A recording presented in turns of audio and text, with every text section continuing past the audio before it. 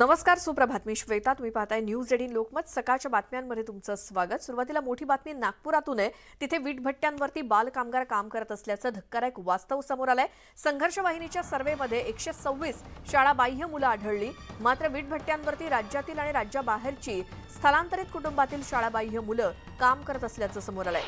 या सर्वेक्षणात कामचुकारपणा करणाऱ्या अधिकाऱ्यांविरोधात संघर्ष वाहिनी संस्थेकडून शालेय शिक्षण मंत्र्यांकडे तक्रार करण्यात आली. आता दोषी अधिकाऱ्यांवरती काय कारवाई होते हे पाहणं महत्त्वाचं ठरणार आहे. आमचे प्रतिनिधी उदय तिमांडे आपल्या सोबत आहेत. उदय, अशी वीटभट्टीवरती नागपुरात काम करणाऱ्या बालमजुरांची संख्या किती आहे आणि काय हे संपूर्ण प्रकरण? खरं तर यात धक्कादायक वास्तव म्हणजे काही दिवसांअगोदर नागपूर महानगरपालिकेनं शाळाबाह्य नागपूर महानगरपालिका हद्दीतील मुलं किती याचा जो रिपोर्ट दिला होता त्यामध्ये 0 अशी नोंद करण्यात आली होती. मात्र नागपूरची सामाजिक संस्था आहे संघर्ष वाहिनी, तिने या सगळ्या बाबतीतला सर्व्हे केला आणि या सर्व्हेमध्ये जे आहेत ते नागपूर महानगरपालिका हद्दीत अतिशय शहराच्या नजीक असलेल्या नारा परिसरामध्ये वीटभट्ट्या ज्या कार्यरत आहेत तिथे 128 मुलं जी आहेत ते शाळाबाह्य जी आहेत ती आढळून आलेली आहे. त्यामुळे मनपाचे अधिकारी ज्यावेळी हा सर्व्हे करत होते त्यावेळी त्यांनी कार्यालयात बसून हे सर्व्हे केलेत का की ग्राउंडवर गेले होते, हा प्रश्न आता खऱ्या अर्थानं निर्माण होतोय. एका बाजूनी आपण प्रगती करतोय, विज्ञानाच्या दिशेने जातोय आणि दुसऱ्या बाजूने जर 128 मुलं शाळाबाह्य असतील तर नक्कीच भविष्यात यांचा काय प्रश्न किंवा काय समस्या निर्माण होतील या बाजूने खऱ्या अर्थानं विचार करण्याची गरज आहे. याची तक्रार जी आहे ती शालेय शिक्षण मंत्री दीपक केसरकर यांच्याकडे जी आहे ती संघर्ष वाहिनीने केली होती. मात्र अद्याप या तक्रारीची कुठलीही दखल जी आहे ती घेतली गेलेली नाहीये. मात्र इथून पुढे या सगळ्या गोष्टींवर सरकार काय निर्णय घेतं आणि अशा पद्धतीने शाळाबाह्य मुलं राहणार नाही या दृष्टीने काय पावलं उचलतं हे देखील पाहणं तितकंच महत्त्वाचं असणार. उदय, धन्यवाद दिलेल्या सगळ्या माहितीसाठी. नागपुरामध्ये बाल कामगारांची संख्या जास्त असून सुद्धा काय प्रशासनानं याची संख्या 0 अशी दाखवलेली होती आणि म्हणूनच आता शालेय शिक्षण मंत्री या अधिकाऱ्यांवरती काय कारवाई करतात हे पाहावं लागेल. पुढची एक महत्त्वाची बातमी, उत्तर प्रदेशचे मुख्यमंत्री योगी आदित्यनाथ मुंबई दौऱ्यावरती आहेत. दरम्यान महाराष्ट्राचे ज्येष्ठ काँग्रेस नेते हुसेन दलवाई यांनी त्यांच्या भगव्या कपड्यांबाबत वादग्रस्त विधान केलंय. योगी आदित्यनाथ यांना सल्ला देताना त्यांनी भगवे कपडे घालून फिरण्याऐवजी थोडंसं मॉडर्न राहावं असं दलवाई म्हणाले. या दौऱ्यामध्ये ते काही निवडक उद्योगपती आणि चित्रपट क्षेत्रातल्या दिग्गजांची योगी आदित्यनाथ भेट घेणार आहेत. उत्तर प्रदेशातील गुंतवणुकीच्या शक्यतांबद्दल ते या दिग्गजांशी चर्चा करणार आहेत. ते उद्योग उचलून कुठेतरी नेण्याचा प्रयत्न करण्याऐवजी आदित्यनारायणला मी असं सांगेन, तुम्ही हे का नाही करत की तुम्ही तुमच्याकडे वेगळे उद्योग का नाही तयार करत, ते करा आणि त्यासाठी वातावरण तयार करा. त्यासाठी रोज काही धर्माच्या आणि ह्याच्या गोष्टी करण्याऐवजी आणि भगवे कपडे घालून फिरण्याऐवजी जरा मॉडर्न व्हा, आधुनिक व्हा. उद्योग हे आधुनिकतेचे असतात, ते आधुनिक विचार घ्या तर उद्योग येतील. रत्नागिरी जिल्ह्यातील दापोली मुरुड समुद्रकिनाऱ्यावरील वादग्रस्त साई रिसॉर्ट प्रकरणी शिवसेना उद्धव बाळासाहेब ठाकरे गटाचे आमदार अनिल परब यांच्या अडचणींमध्ये वाढ झाली आहे. साई रिसॉर्टची 10 कोटी 20 लाख रुपयांच्या मालमत्तेवरती ईडीनं जप्तीची कारवाई सुरू केली आहे. परब यांनी कोविड काळात बेनामी संपत्तीतून साई रिसॉर्ट बांधल्याचा आणि CRZचं उल्लंघन करून समुद्र किनाऱ्यावरती बांधकाम केल्याचा आरोप करण्यात आला होता. साई रिसॉर्ट वाद हा न्यायप्रविष्ट आहे. आता मात्र चक्क ईडीनं या मालमत्तांवरती जप्तीची कारवाई सुरू केली आहे.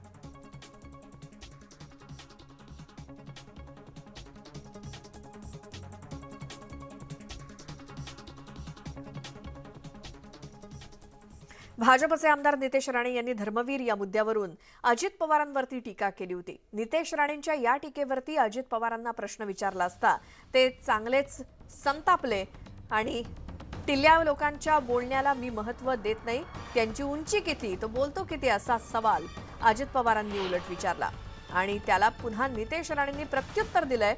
लघुशंकेनं धरणाची उंची वाढवणारे धरणवीर यांनी मला देवानं दिलेल्या शरीरयष्टीवरून भाष्य केलंय. यावरूनच त्यांची वैचारिक उंची कळली आणि हे सिद्ध झालं की त्यांना औरंग्यावरची टीका सहन होत नाही आणि म्हणूनच यांचे काका छत्रपती शिवाजी महाराजांच्या समाधीपुढे कधीही नतमस्तक झाले नाहीत असं प्रत्युत्तर नितेश राणेंनी दिलं. या संदर्भात आपण अधिक बोलूयात. स्वतः नितेश राणे आपल्यासोबत फोन लाईनवरती आहेत. स्वागत तुमचं न्यूज 18 लोकमतमध्ये. अर्थात अजितदादांनी तुमच्यावरती केलेली टीका आणि त्याला तुम्ही सणसणीत उत्तर दिलेलंच आहात. काय आपली प्रतिक्रिया न्यूज 18 लोकमतशी शेअर कराल? नाही, हे तुम्ही सातत्याने अगर बघितलं की हे महाविकास आघाडीचे जे नेते मंडळी आहेत, कधी उद्धव ठाकरे असतील आणि काल अजित पवारजी असतील, ह्यांच्यावर अगर आपण धोरणात्मक काही टीका केली तर मग कोणाच्या शरीरावर बोलायचं, कोणाच्या वजनावर बोलायचं, कोणाच्या उंचीवर बोलायचं. आणि काय ह्यांचं बोललेलं काय ऐकणाऱ्यापैकी आम्ही लोक नाही आहोत ना. म्हणून ह्यांनाही कळलं पाहिजे. आणि मुळात आम्ही धर्मवीर ह्या विषयावर त्यांच्यावर टीका केलेली होती, त्या विषयावर आमची मुद्दा मांडलेला होता. तुमच्या हिंमत असेल तर त्या निमित्ताने आमच्याशी उत्तर दिलं पाहिजे ना. या अशा पद्धतीचे उत्तर देऊन कधी फडणवीस साहेबांच्या शरीरावर उद्धव ठाकरे बोलतात, कधी आमच्या उंचीवर कोण दुसरं बोलतं. तर हे काय गोष्टी सहन करण्याचा काय विषय नाही. हिंमत असेल तर ज्या ज्या गोष्टी आम्ही बोललेलो आहोत, कधी ह्यांचे म्हणजे पवार साहेब बोलतात की धर्मवीर म्हणायलाच पाहिजे, म्हणायला तर काय हरकत नाही. हे बोलतात धर्मवीर म्हणायचं कशाला, धर्मवीर असे किती आहेत. म्हणजे ह्यांच्या ह्या सगळ्या गोष्टी जे आता बाहेर येतात ह्याच्यामुळे चिडचिड होत चाललेली आहे, भडकतायत. आणि भडकण्यामुळे कोणावर अगर ह्या पद्धतीची टीका होत असेल तर त्याच पद्धतीचं उत्तर भेटणार परत. आणि हे तर तसं पण आम्ही सौम्य पद्धतीने बोललोय. अजून टोकावर जायचं असेल तर त्याची तयारी आहे. बरं, धन्यवाद नितेश राणेजी, तुम्ही न्यूज 18 लोकमतशी बोललात. भाजपचे आमदार नितेश राणे यांनी अजित पवारांना पुन्हा एकदा इशारा दिलेला आहे की ज्या पद्धतीने टीका अजित पवारांनी केली त्याला ट्विटरच्या माध्यमातून सौम्यपणे आता उत्तर दिलेलं आहे, मात्र या पुढे जाण्याची सुद्धा तयारी आहे, असा इशाराच नितेश राणेंनी अजित पवारांना दिलाय. पुढची बातमी आहे. आयपीएस अधिकारी देवेन भारती यांची मुंबईच्या विशेष पोलीस आयुक्तपदी नियुक्ती करण्यात आली आहे. देवेन भारती यांच्यासाठी विशेष पोलीस आयुक्त पदाची निर्मिती केली गेली आहे. यापूर्वी मुंबई पोलीस आयुक्त आणि सहपोलीस आयुक्त अशीच पदं होती, परंतु खास देवेन भारती यांच्यासाठी विशेष पोलीस आयुक्त पदाची निर्मिती केली गेल्यामुळे चर्चांना उधाण आलंय. दरम्यान देवेंद्र फडणवीस मुख्यमंत्री असताना देवेन भारती पोलीस दलात महत्त्वाच्या पदावरती होते. मात्र महाविकास आघाडी सत्तेत आल्यानंतर देवेन भारती यांची वाहतूक विभागामध्ये सह आयुक्तपदी नियुक्ती करण्यात आली होती आणि तेव्हापासून देवेन भारती हे फारसे काही प्रकाश झोतात नव्हते.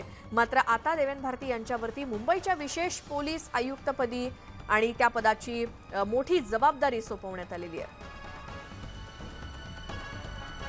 आपण ग्राफिक्सच्या माध्यमातून पाहूया. देवेन भारती यांचा कार्यकाळ 1994च्या बॅचचे आयपीएस अधिकारी आहेत. देवेन भारती सर्वात शक्तिशाली आयपीएस अधिकारी म्हणून देवेन भारती यांची ओळख आहे. महाराष्ट्र राज्य दहशतवाद विरोधी पथकाचं नेतृत्व त्यांनी केलेलं आहे. त्याआधी ते अतिरिक्त पोलीस आयुक्त म्हणून कार्यरत होते. 26/11च्या हल्ल्यासह अनेक मोठ्या गुन्ह्यांच्या तपासात देखील त्यांचा सहभाग होता. महाविकास आघाडीच्या काळामध्ये देवेन भारती यांची वाहतूक विभागामध्ये बदली करण्यात आली आणि आता विशेष पोलीस आयुक्तपदी त्यांची नियुक्ती करून त्यांना विशेष जबाबदारी सोपवण्यात आली आहे. नंतर एक मोठी बातमी ती म्हणजे त्र्यंबकेश्वर मंदिर हे 8 दिवस बंद असणार आहे. अतिप्राचीन त्र्यंबकेश्वर ज्योतिर्लिंगाचं संवर्धन करण्यासाठी आणि मंदिराच्या देखभालीच्या कामासाठी हे मंदिर बंद राहणार असल्याची माहिती मंदिर प्रशासनानं दिली आहे.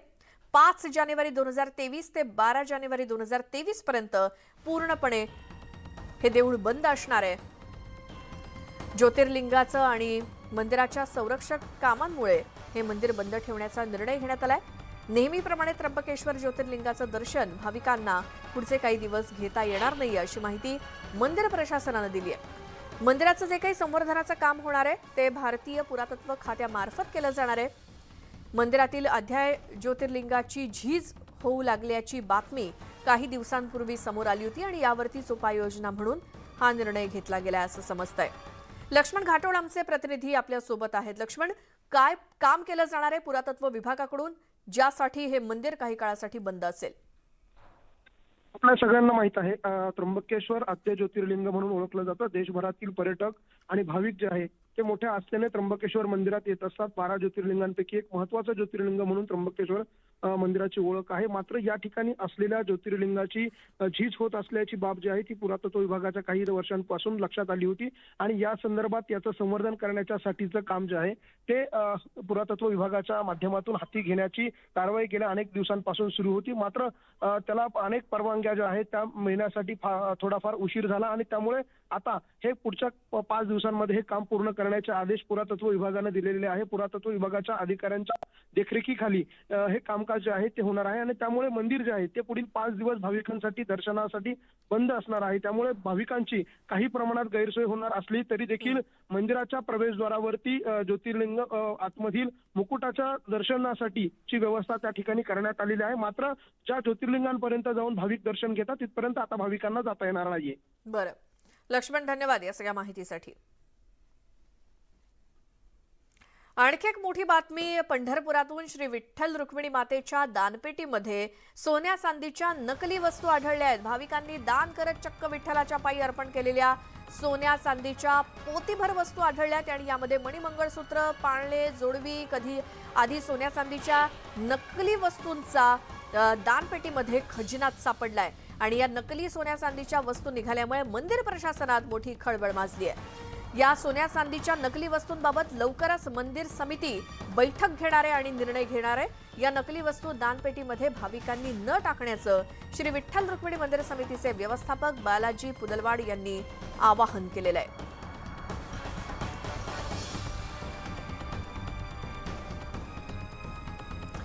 पुढची बातमी कोल्हापुरातून.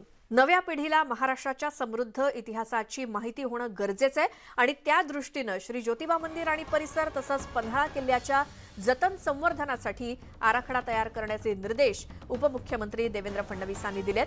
यासाठी केंद्रीय पुरातत्व विभाग आणि राज्य सरकार यांच्यामध्ये सामंजस्य करार होणार आहे. या संवर्धनात पडझड झालेल्या ऐतिहासिक वास्तूंची पुन्हा नव्यानं उभारणी होणार आहे. कोल्हापुरातून आमचे प्रतिनिधी ज्ञानेश्वर साळोखे आपल्यासोबत आहेत. ज्ञानेश्वर, पन्हाळगडाच्या जतनासाठी किंवा इतर गोष्टींसाठी अनेक वेळा कोल्हापूरकर एकत्र आले होते, मोर्चे काढले होते आणि त्याचंच आता फळ मिळालं असं म्हणावं का? श्वेता, खरं आहे, कारण पन्हाळगडाची मोठ्या प्रमाणात आहे ती पडझड झाली होती आणि गडप्रेमी आहे ते या संदर्भात आक्रमक झाले होते. न्यूज 18 लोकमतनं सुद्धा या संदर्भातली आहे ती बातमी लावून धरली होती. अखेर आता पन्हाळगडाला गतवैभव प्राप्त होण्याचा मार्ग मोकळा झालेला आहे. कारण उपमुख्यमंत्री देवेंद्र फडणवीस यांनी या संदर्भातली काल आहे ती मंत्रालयात बैठक घेतली आणि या बैठकीनंतर गडाच्या संवर्धनासाठीचा एक विकास आराखडा तयार करण्याचे आदेशच त्यांनी दिलेले आहेत. याशिवाय केंद्रीय पुरातत्व खात्याच्या अखत्यारीत हा गड येतोय आणि त्यामुळे केंद्रीय पुरातत्व विभाग आणि राज्य सरकार यांच्यामध्ये सामंजस्य करार करून पन्हाळगडाला सुस्थितीत आणण्याचा प्रयत्न आहे तो देवेंद्र फडणवीस यांनी सुरू केलेला आहे आणि त्यामुळे शिवप्रेमींच्या दृष्टीनं हा एक महत्वाचा निर्णय असणार आहे आणि गडाला पुन्हा एकदा गतवैभव प्राप्त होणार असल्यामुळे शिवप्रेमी आनंदित असल्याचं पाहायला मिळते. खरं तर न्यूज 18 लोकमतनं सुद्धा या संदर्भातली वृत्तमालिका आहे ती लावून धरली होती. या सगळ्या बाबी आहेत त्या समाजासमोर आणल्या होत्या आणि त्यानंतर जे ज्ञानेश्वर अगदी बरोबर आहे. न्यूज 18 लोकमतनं सुद्धा बातमी लावून धरली होती आणि त्याचसोबत काही शिवप्रेमींनी, कोल्हापूरकरांनी सुद्धा मोर्चे काढले होते आणि त्याला आता यश आलंय. आणखी एक मोठी बातमी आहे. टाटा सन्सचे माजी प्रमुख सायरस मिस्त्री यांच्या अपघाती मृत्यूच्या 3 महिन्यांनंतर पालघर पोलिसांनी चार्जशीट दाखल केली आहे. 150 पानांच्या या चार्जशीटमध्ये गाडी चालवणाऱ्या डॉक्टर अनहिता पंडोल यांच्या विरोधात बेदरकारपणे आणि अतिवेगात कार चालवल्याचा आरोप आहे. तसंच गाडी चालवताना अनहिता पंडोल यांनी सीट बेल्ट चुकीच्या पद्धतीने लावला असल्याचाही दावा करण्यात आलाय. 4 सप्टेंबर रोजी पालघरमधील सूर्या नदीवरती झालेल्या अपघातात सायरस मिस्त्री यांच्यासह जहांगीर पंडोल यांचा मृत्यू झाला होता तर अनहिता आणि त्यांचे पती डेरियस गंभीर जखमी झाले होते.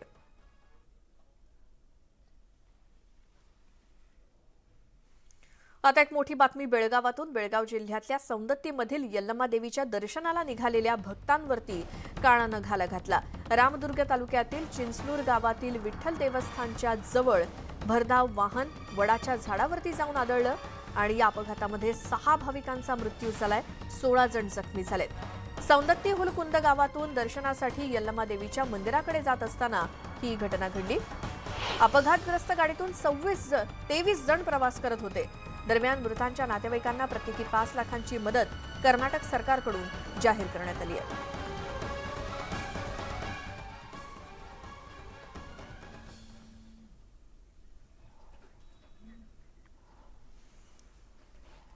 आणखी एक मोठी बातमी. राष्ट्रवादी काँग्रेसच्या एका नेत्याच्या मुलाच्या लग्नामध्ये 700 जणांना विषबाधा झाल्याची धक्कादायक घटना औरंगाबादमध्ये उघडकीस आली. लग्न समारंभाच्या जेवणातून विषबाधा झाल्यानं 700 जणांची प्रकृती बिघडली आणि या सगळ्यांना औरंगाबादच्या वेगवेगळ्या रुग्णालयात दाखल करण्यात आलं असून त्यांच्यावरती उपचार सुरू आहेत. बहुतांश जणांना डिस्चार्ज मिळालाय. राष्ट्रवादी काँग्रेसचे नेते अब्दुल कदीर मौलाना यांच्या मुलाचा काल रात्री लग्न सोहळा पार पडला आणि या लग्न सोहळ्यात आलेल्या पाहुण्यांना विषबाधा झाल्याची माहिती मिळाली आहे. सुदैवानं कोणतीही जीवितहानी झाली नाही. मात्र सर्वांची प्रकृती आता स्थिर असल्यामुळे बहुतांश जणांना शहरातल्या MGM सह विविध रुग्णालयातून डिस्चार्ज मिळालाय. आमचे प्रतिनिधी अविनाश कानडचे आपल्या सोबत आहेत. अविनाश, हा लग्न सोहळा महागात पडलाय वराड्यांना, त्यामुळे किती मोठ्या संख्येनं वराडी होते आणि किती जणांना विषबाधा झाली? नक्कीच राष्ट्रवादी काँग्रेसचे हे मोठे नेते असल्यामुळे या लग्नामध्ये शहर असेल किंवा शहरात ग्रामीण भागातून बरेच नागरिकांनी उपस्थिती लावलेली होती आणि बरेच जण शहरातून देखील जे प्रतिष्ठित असतील किंवा वेगवेगळ्या क्षेत्रातील लोक या लग्न सोहळ्यात दाखल झाले होते. मात्र काहीतरी जेवणाच्या पदार्थामध्ये काही कमी जास्त झाल्यामुळे या सर्वांना विषबाधा झाली. परंतु त्यात महत्वाची अपडेट अशी आहे की आपण आता हॉस्पिटलमध्ये जर बघितलं तर रुग्णांची जी स्थिती आहे ती अत्यंत स्थिर आहे आणि बऱ्यापैकी म्हणजे जे काही मॅक्झिमम रुग्ण आहेत त्यांना डिस्चार्ज देखील देण्यात आलेले आहेत.